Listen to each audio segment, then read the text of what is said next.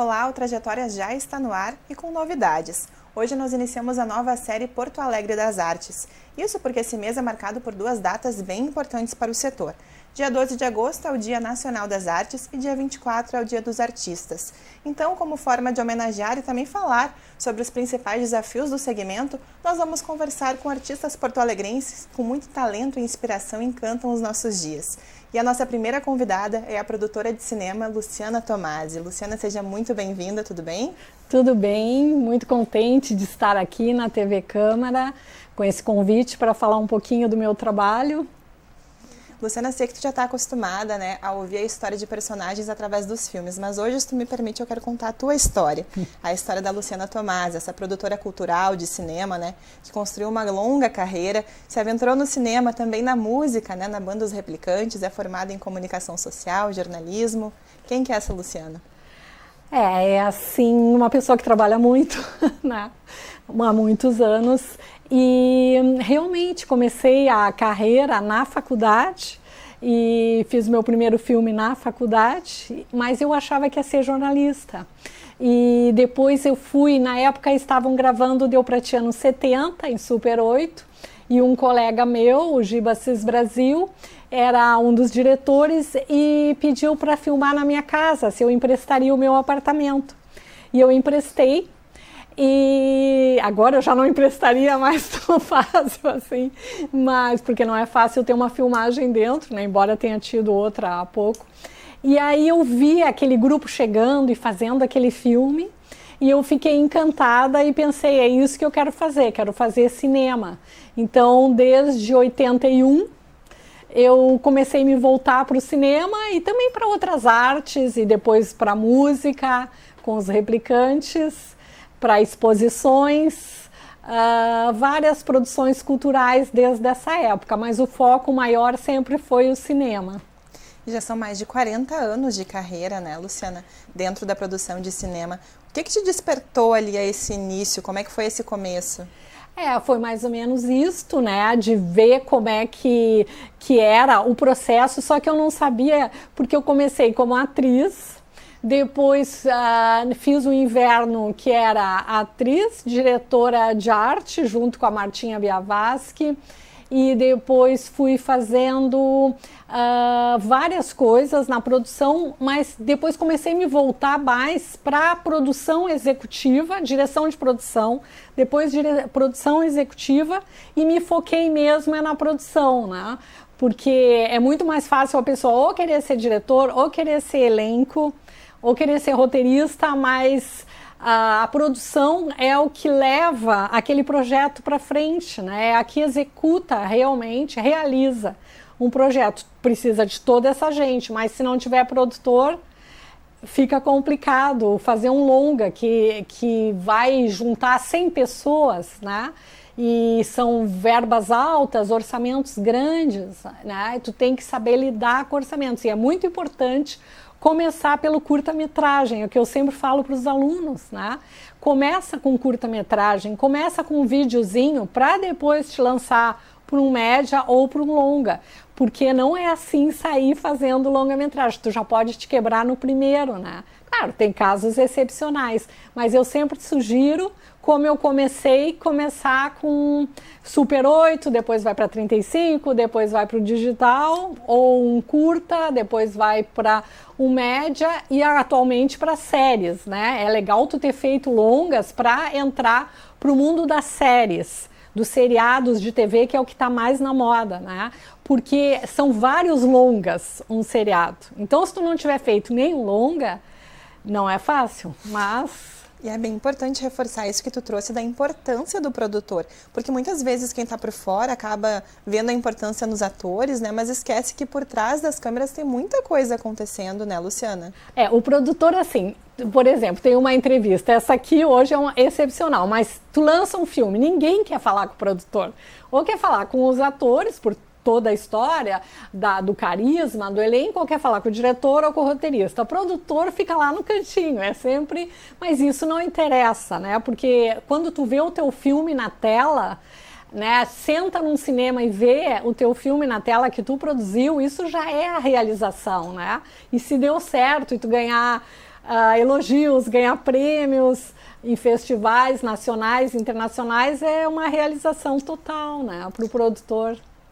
E Luciana, tu foi uma das fundadoras da Casa de Cinema aqui de Porto Alegre, né? E hoje Sim. tu atua na direção da Prana Produtora, né?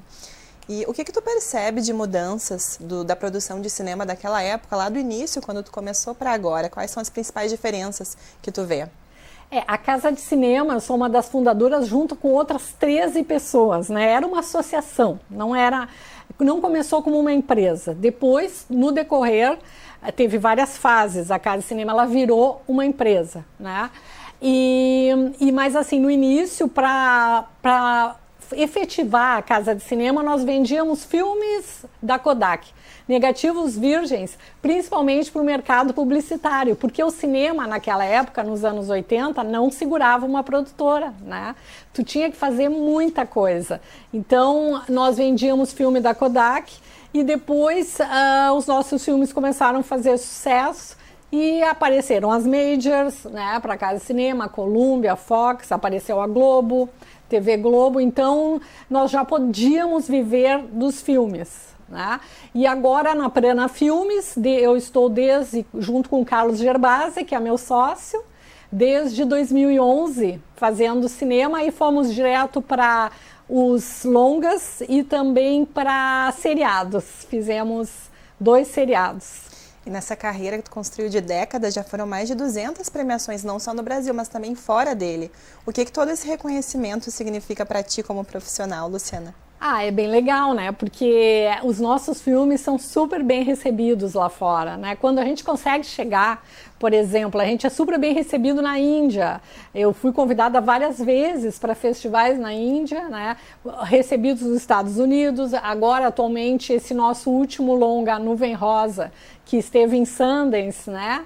Há 2 anos atrás, ele foi para todo o mercado, para a China, para a Rússia, para a Ásia, para o Japão, está agora no Japão. Então, os filmes são reconhecidos no exterior. A gente não perde nada para o cinema europeu, por exemplo. O cinema gaúcho chega no mesmo pé de qualidade técnica de produções norte-americanas independentes e produções europeias, de tudo que é tipo.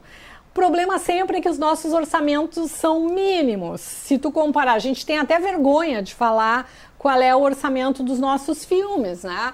Porque o cara vai dizer, não, como é que eles fizeram? Aí eu tenho até medo, às vezes, que acham que não vai ter qualidade técnica, e não é verdade. Então, sempre a gente deixa para falar do valor dos nossos orçamentos depois que o filme foi bem, porque para não desmerecer, né? E valorizar ainda mais, às vezes, Valorizar né? ainda mais. E é muito importante falar sobre essa valorização do cinema gaúcho, porque vocês produzem aqui em loco, né? Tem filmes que eu vou citar agora, a gente pode citar outros mais importantes também, mas O Homem que Copiava, Meu Tio Matou um Cara, são produções que foram feitas aqui em Porto Alegre. E tu, como porto-alegrense, como é que tu vê o cinema feito aqui? A gente tentou a vida toda ficar. Nós fomos convidados para trabalhar em São Paulo e Rio o tempo todo, né? A nossa vida toda. Só que nós adoramos morar em Porto Alegre, apesar de todos os problemas que tem em Porto Alegre. Nós sempre tentamos, ao invés de nós irmos produzir em São Paulo e Rio, nós trouxemos as produções cariocas da Globo e das majors de São Paulo para Porto Alegre. Então a gente sempre busca verba de fora para filmar aqui, porque aí tu forma profissionais no Rio Grande do Sul, mantém porque é um polo importante, intelectual, então, e um polo cinematográfico de discussão, de roteiristas bons, é um polo muito importante Porto Alegre, então não dá para esvaziar. Sempre a gente tentou buscar para cá. O problema está sendo manter os jovens cineastas em Porto Alegre, principalmente depois da crise toda, com as leis de incentivo que estão na maior crise, estão paradas desde 2008 para o cinema, desde 2018, e também depois do Covid, depois do confinamento. Muita gente jovem já saiu fora para São Paulo e Rio, porque não tá fácil viver aqui, né? Não precisa eu dizer. O custo tá altíssimo e manter a carreira de cineasta em Porto Alegre, olha, precisa muita vontade. E por falar em vontade e dificuldade, Luciana, nesse caminho que tu percorreu por ser mulher, tu encontrou alguma dificuldade? Porque a gente fala de um ambiente onde majoritariamente são os homens, né, que estão atuando. Aí é que tá, né? Eu sempre fui muito metida, assim, como mulher, né? Nunca perdi para homem nenhum. Mesmo que tentassem, eu sempre, né? Só que o que acontece? A produção, na produção, a mulher consegue pensar em 10 coisas ao mesmo tempo. E o homem pensa numa coisa, ele se fixa naquilo. E para fazer produção, tu tem que pensar na arte, tem que pensar no figurino, tem que pensar na comida, no transporte, na hotel. Então tu tem uma gama de coisas que, se tu der mais atenção para uma e esquecer a outra, vai dar rolo no teu filme. E isso mulher sabe fazer muito bem. Então eu sempre tive equipes muito grandes de mulheres na produção. E claro, sempre tentando que as mulheres chegassem na direção, tentando ir atrás de diretoras mulheres. A Nuvem Rosa, foi dirigido pela minha filha, que é uma diretora mulher, roteirizado por ela. Trabalhamos nesse filme com várias mulheres também. A outra produtora executiva que trabalha comigo, a Patrícia Barbieri, é mulher também. Então a gente sempre, a Prana Filmes, se tu chegar hoje, só vai ter mulher dentro, e o Carlos Gerbasi tem um homem e o resto é mulher. E o Alexander Desmonceau, de vez em quando, que é o nosso editor, né? Já no Cine Santander, que a Prana dirige o cinema também, o Cine Farol Santander, aí lá tem mais o João Pedro Fleck e o João Pedro Teixeira, que são, um é o programador, que é o do Fantaspoa, e o João Pedro é o gerente, né? E mais o Andres, que é o câmera, mas assim, a Prana eu acho que 80% é mulheres. E aqui também a nossa produtora executiva é uma mulher, é a Jennifer Valenzuela. A gente fica muito contente com o profissionalismo dela, até ela que está ajudando a gente a produzir essa série aqui. E tu se aventurou também na literatura, né, Luciana? Porque Sim. Tu escreveu livros, né, sobre a Índia. Como é que foi que chegou isso? 3 livros. O primeiro é Um Spa na Índia.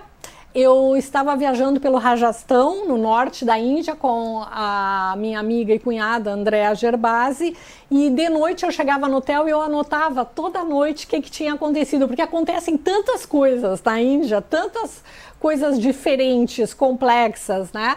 Que eu pensei, se eu não anotar, eu vou chegar no Brasil daqui a 5 anos e vou ter esquecido, né? Então eu anotava e ela lia. Aí ela disse para mim, isso aqui é um livro, mas isso aqui tu tem que publicar, né? Aí quando eu cheguei no Brasil, passou um tempo, eu não dei bola. Aí passou um ano, um dia eu peguei as anotações, comecei a mexer, eu disse, vai dar um livro, e fiz, foi editado pela Libretos, pela Clô Barcelos, e aí depois dali eu fui convidada pela Artes e Ofícios para o segundo livro, que é 3 cidades perto do céu, que aí já é de 3 lugares diferentes, além da Índia, né? Outros lugares. E o último foi pela editora, deixa eu me lembrar, é o Bem Longe de Casa, né? Que é uma editora nova, ótima, vou me lembrar o nome daqui um pouco, que está trabalhando com os nossos livros agora. E para quem não sabe, tem a música também, né? Tem a banda Os Replicantes. Me conta essa história aí, Luciana. A banda Os Replicantes foi assim, começou na garagem da minha casa, nos anos 80, que eu morava com o Gerbasi, e aí na garagem ensaiava o Gerbasi, o Heron Reis e o Cláudio Reis, que são irmãos, que estão na banda até hoje, que eles seguem junto com a Júlia Bart. E aí, dali, eles começaram a tocar e eu comecei a fazer a produção. Aí eu fui para São Paulo, me lembrei do nome da minha editora, ainda bem, Besouro Box, que lançou meu último livro, Bem Longe de Casa. Aí eu comecei na produção, só que com o tempo, aí a banda estourou, foi contratada pela RCA, que era a BMG Ariola, com um contrato para 3 LPs, e aí foi assim para o Brasil todo, eram contratos ótimos, tivemos shows incríveis no Brasil. Aí o Surfista Calhor da música estourou completamente. Eu era atriz do vídeo, né, na época, e eu acabei indo, como eu estava sempre nos shows, eu acabei fazendo backing vocal, porque eu acho que eu me enchi de ficar ali em volta só. E aí eu já comecei a tocar teclado. Tocar assim, fazer barulho no teclado e fazer sons bonitos que eu achava. E o teclado foi, aos poucos, entrando na banda. Aí do Histórias de Sexo e Violência, o primeiro é o Futuro é Vortex. No Histórias de Sexo e Violência, eu já faço parte de backing e tocando. Aí depois fui aumentando, aí depois esse nosso último, que foi Androides Sonham com Guitarras Elétricas, aí eu já canto muito nele e toco bastante também. Faz de tudo, né, Luciana? Sim. Luciana, e agora falando um pouquinho sobre as dificuldades, né, que a gente encontra no meio artístico, tu já citou aqui a falta de investimento, né? Quais são os principais impasses que tu encontra nessa carreira artística, cultural? É que assim, quando dá um caso como trancarem as leis de incentivo de novo, né? A gente tinha passado isso com o Collor, que foi aquele horror que acabou com a Embrafilme, e agora de novo. Tudo isso que a gente está passando agora, simplesmente parece que a gente está sempre recomeçando, está sempre do início, sabe? Porque quando tu forma equipes, forma profissionais, não é nada, cada filme nosso são 70 famílias que são impactadas, né? São 70 pessoas que vão receber durante, no mínimo, 2 meses, 3 meses, 4 meses, se tu está na pré-produção. Então, quando tu forma profissionais de cinema no Rio Grande do Sul, é dificílimo manter, porque tu não consegue uma continuidade o tempo todo e engatar um filme no outro, que seria normal. Se eu trabalho há 41 anos, eu não posso reclamar, porque eu trabalho muito, se eu não tenho grana aqui, eu busco grana de fora. Eu tento, assim, sempre fazer com que a produtora tenha trabalho. Se não tem cinema, eu vou para a exposição. Então, eu movimento aquele grupo ali. Só que, é difícil. Eu poderia estar simplesmente entrando de um longa para o outro, porque eu sei que vai dar certo. As pessoas já conhecem a produtora, já conhecem meu trabalho. É óbvio que se eu vou pegar uma verba, eu vou fazer alguma coisa, eu vou terminar. Tu pode gostar ou não gostar dos nossos filmes, mas eles têm qualidade técnica, sabe? Tu pode discuti-los. E não, parece que tu está sempre começando no Brasil, né? A carreira do zero, porque cada um que vem aí pode se achar no direito de parar as leis de incentivo, né? E assim, a gente vinha super bem, e nesse governo tá difícil. Luciana, tu atua no cinema, tu atua na cultura, nas exposições, em tudo, né? Agosto é o mês das artes, a gente tem 2 datas bem importantes, aí o Dia Nacional das Artes, temos também o Dia do Artista, né? E a gente tenta buscar valorizar sempre esse profissional que muitas vezes está ali escondido e tem todo um talento por trás. O que ser artista representa na tua vida? Sim, tem quem nasceu para isso e quem não nasceu, né? Porque tu tem que gostar muito. Não é uma carreira... Eu tenho uma filha que diz assim, ai mãe, pelo amor de Deus, por que tu não pega um emprego assim, daquele tipo que no dia 30 tu ganha o teu salário, né? Porque é muito difícil, tu nunca saber se vai vir, se vai... Então tu tem que acreditar na arte, tu tem que acreditar que é aquilo que tu quer. Vai ter momentos para cima e para baixo, mas assim, eu não saberia fazer outra coisa. Não é que eu não saberia, se eu tiver que lavar roupa, eu vou lavar, entende? Se eu tiver que... Eu faço qualquer coisa, já trabalhei em creche, coisas assim, mas se tiver que fazer, tem que fazer. Só que, se tu tem uma família para sustentar, tu faz qualquer coisa de trabalho. Só que quem nasce para isso quer fazer isso, entende? Eu pego um roteiro para ler, eu leio e digo assim, eu quero fazer esse filme, esse roteiro é maravilhoso. Ou eu vejo a atuação dos atores e atrizes maravilhosos que a gente trabalha, né? Acabamos de fazer o Centro Liberdade, que é um seriado que é dos diretores jovens, né? Bruno Carvalho, Cleverton Borges e Lívia Ruas, com um elenco maravilhoso, que fizemos uma comunidade lá na Bom Jesus, na Vila Sefer. E aí tu vê aqueles atores chegando e pessoas da Bom Jesus vindo, que estão tudo dentro de casa, e que se tu não traz isso para a vila, se tu não faz, eles podem ficar sem mostrar o seu talento. O que tem de talento no Brasil que está dentro de casa e que não tem oportunidade de ser mostrado, isso para mim é muito triste. E a arte tem esse poder de fazer brotar esses atores e atrizes maravilhosos, roteiristas incríveis, artistas, figurinistas, né? Então, e agora eu fiz esse também, que é Jepotá, que é o primeiro longa sobre os guaranis daqui da região e de São Paulo, os biás guaranis. Fizemos na região de Mariana Pimentel, em Cará também. E vai ser o primeiro longa falado em Guarani.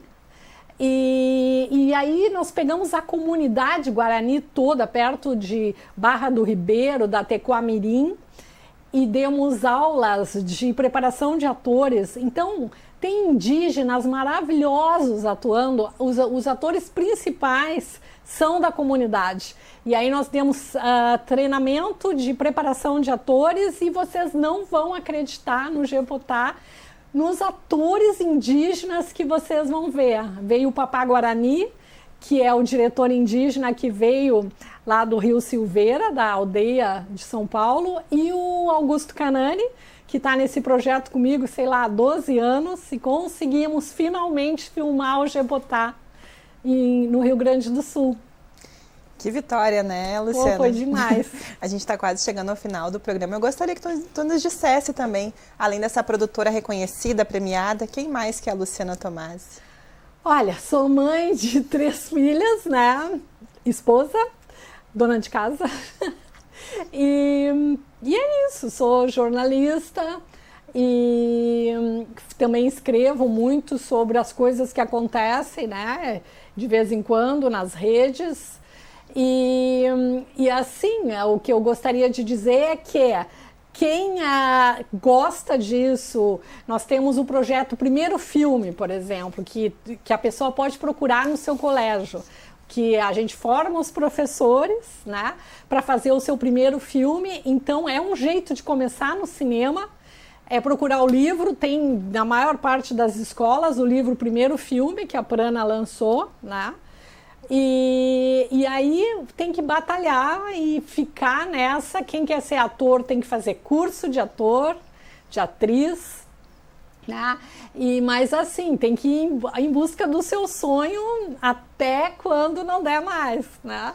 Mesmo assim, quem tem filho para cuidar e tem que trabalhar, arranjar horário, que é o que nós fazíamos na época dos Replicantes. Tinha aquelas crianças para criar, a gente trabalhava a semana toda, mas fazia shows no final de semana, até estourar. Tem que correr atrás, porque a máquina não para. Não para. E no momento que tu entra, entende? Não tem essa, hoje eu não tô afim, hoje eu tô doentinha, não.